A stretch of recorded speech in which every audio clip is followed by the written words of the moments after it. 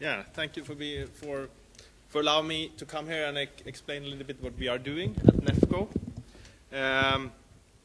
For those of you who doesn't know us, I will start with a few slides on NEFCO and then a little bit of activities that we have done. There's also a stand there behind you where you can find more information about NEFCO.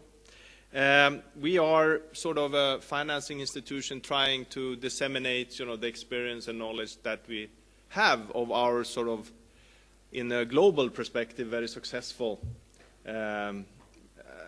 progression over many years in terms of sustainability and environmental investments. So we are not actually investing in the Nordic countries. We are sort of outside. And the idea to establish NEFCO in 1990 was, of course, to follow the Soviet Union, the collapse.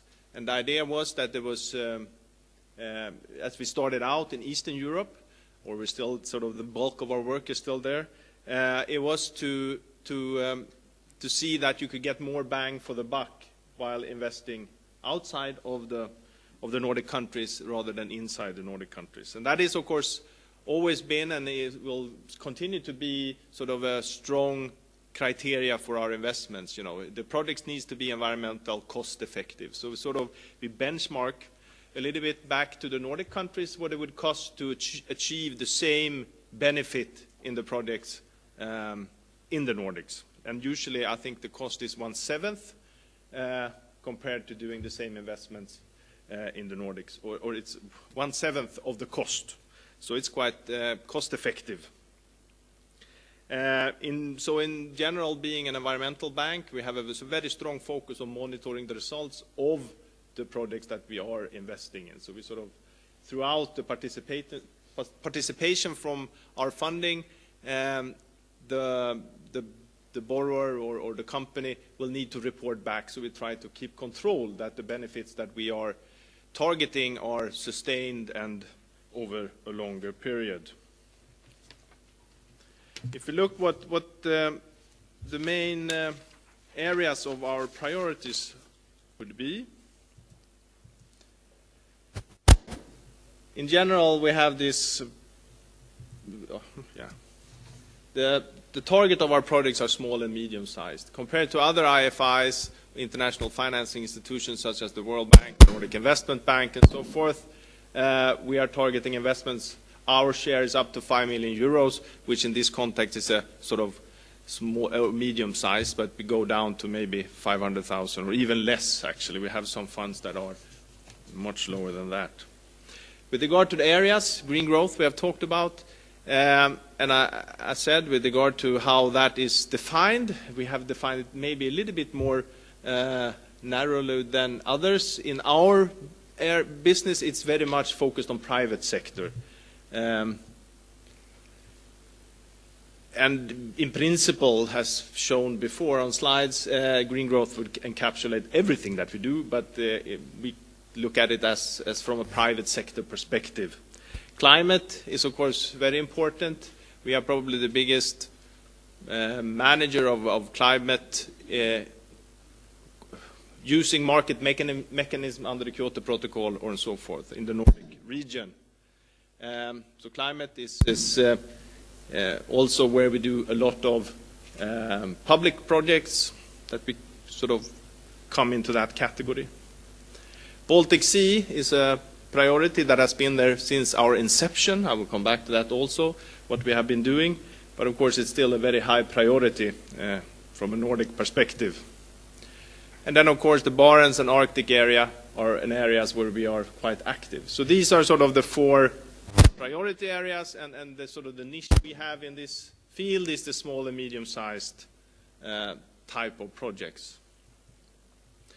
Where we are, we have finance projects over 60 countries. We have, as I mentioned before, Eastern Europe is really the big focus, but it's still we have been doing projects in many areas of the world. And we are currently managing funds of roughly 460 million euros. And in 2015, we approved 165 projects to a value of 107 million euros. So our activity is quite extent. In terms of our funds, they have been growing. Our own funds, our own capital, which is the blue line here, is the capital that we use for investments. That has sort of been stable since 2007. The rest is different initiatives and reasons. And I think it's worth to point out that only a minority, the major part of these funds are not coming from the Nordic governments. It's coming from other governments. We have funds from US, Russia, Germany, or Holland, small project. EU, of course, but of course a very large part is also from the private sector.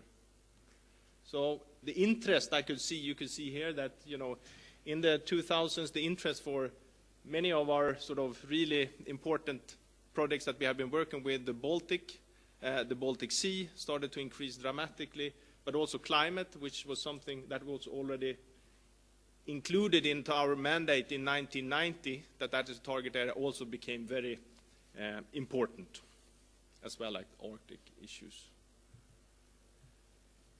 Then I come to, I didn't want to present it, but we have done a small book here that was funded by the Nordic Council of Ministers. It's called Green Financing, the Nordic Way.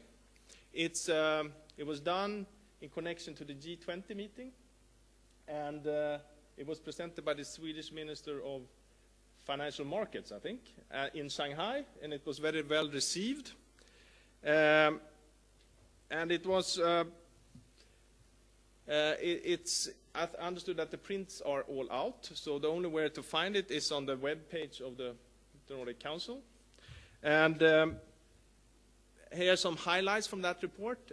And the idea was to give a very, very small presentation of successful examples within the Nordic context and how we sort of did it. I think you saw the environmental ranking you had before. You had the Nordic governments were pretty much in the top in the environmental index, and I think there is a great interest amongst other countries around the world how we did it. And I think what we tried to do, a very brief look and give some good examples on why it was possible. And one way, which is not really listed here, of course, is which I think is fundamental to the success story, is of course that the public and political commitment and also the predictability has been fairly stable all since the 70s, I guess, and I think that has allowed companies and others to invest.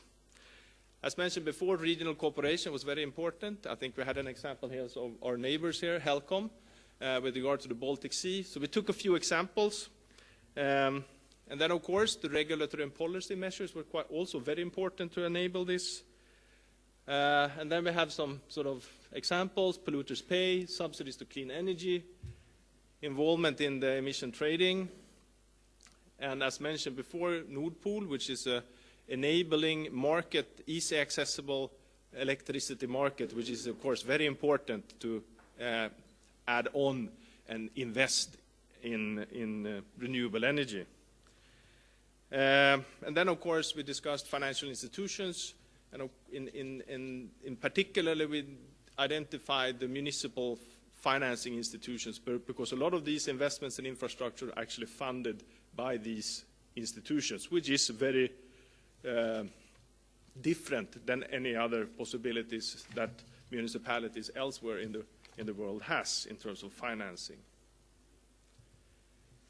Then we had another little book here that is actually there in our stand, which we did in the spring, A Nordic Perspective on Green Growth.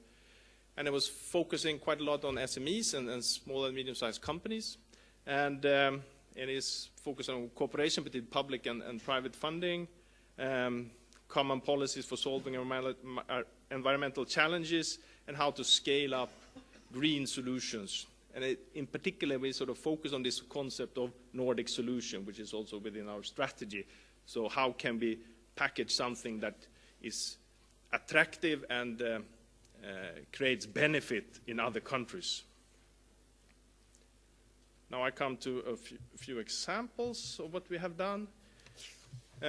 This is an example of municipal projects that we have done, in particular in Ukraine. We have done our projects in Ukraine affecting roughly 100,000 people currently. We are working in we have projects. We have sort of 85 projects in Ukraine at the moment, and of course, municipal funding, municipal infrastructure projects is quite something that we do quite a lot.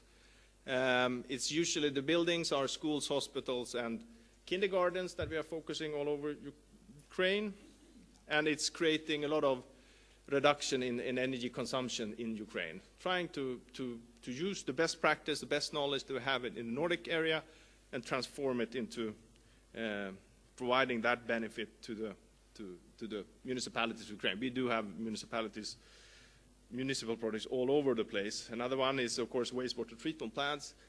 We are participating in the financing of 60 municipal wastewater treatment plants in the Baltic area, in Russia, the Baltic countries primarily, and it's roughly generating a little bit more than 1,000 tons of phosphorus a year, so it's covering roughly wastewater treatment of 1.7 million people. And of course, it is to promote the best practice in how to treat wastewater from municipalities. I could add here that we hopefully in December here will also approve the first 5 municipalities in Belarus that are contributing to the wastewater into the Baltic Sea. So we're moving into to Belarus as we speak. Wind. We are a co-investor and we're founder of the biggest wind operator in the Baltic countries. It was an investment done together with the Norwegian company Vardar. It's called Nelly Energia, and has an installed capacity of 289 megawatt. And in this summer, 27 new turbines of 68 megawatt capacity was added in the projects in Lithuania. So that's sort of a little bit on renewable investments. And then, of course, we have the Arctic activity, and that is focused very much around the Arctic Council and also the Barents Council, but this is, I guess, the Arctic example. It's contributions from most of the Nordic countries, and then including the US and Russia. And we are trying to find environmental projects to support the work of the Arctic Council. And then I must end with a short note on the NOPEF, which is a fund that is supported by Nordic Council of Ministers. It's a small fund that we have, but it generates a lot of benefits. Over the years, 2,900 projects have received funding. And I assume that NOPEF probably has the biggest database of Nordic private companies, particularly small and medium-sized companies in the Nordics. And we are evaluating this work, and it leads to, each successful implementation leads to roughly 14 employments. That's sort of the studies that we do. We try to monitor the effects of the projects. So that means that on an annual basis, the projects that we approve this year will lead to roughly 475 jobs created. This is for internationalization, taking a good idea, a good project, and bringing it to an international market. Here are some examples. This is from China. It's a Norwegian company, Höst, that is focusing on reusing organic waste. So they have a plan to have a plan to have an annual production capacity of 50,000 tons of fertilizers in China. And this NOPEF fund is a pre-feasibility or feasibility support in order to decide whether or not this could be implemented. Here we have another company. It's a Swedish company called Oatly, which is doing products to substitute dairy products, and their special technology they have, and in NOPEF we have participated in their internationalizations into Australia and China. So this is a very good effect for a very small amount of money, actually, I would say, in the Nordic perspective, how to get good ideas, good technologies out on an international market. Okay, thank you very much.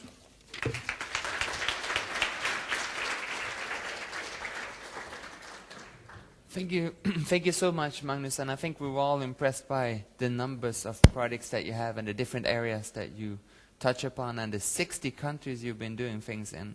But on the other hand, is it really efficient to be in so many places doing so many things? How do you become efficient? Yeah. I think it is because we are focusing on very, it's not like we're doing very different things. We have sort of our niches, and we have been quite good in order to work with small and medium-sized projects. The way that to do it is to bundle many similar kinds of projects together, and then distribute it. So the problem is not the geography as such, it's more to find a program that you can have sort of a critical mass in order to make it efficient. Some of the countries that you mentioned, including Belarus, have very few participants in this audience. So how is what you mentioned directly relevant to us? I think what it, our work is actually to try to see what is been going on in the regions, in the municipalities, and how to take the best things that you are doing and bringing it to other countries. Enabling them to sort of leapfrog to some extent in their development. So the reason that we want to approach you over lunch, which is approaching, is because we have a great thing, like the Oatly that you mentioned, or something great that's been done in our municipalities or our context that we think could be multiplied in other countries. Is that why? Yeah. Okay. That's something we do. And how is that done? Contact us. Okay. As simple as that. I have two colleagues here, Lia and Mikael. Oh, we love those hand-raising things. Yeah, they are two colleagues down there, just by the door, strategically located. Yeah, they're hungry for lunch. They're hungry as well. They want to be first for lunch, and they want to be the easiest to find when we want to start mingling and getting those contacts. Yeah. Thank you ever so much, Magnus. Yeah.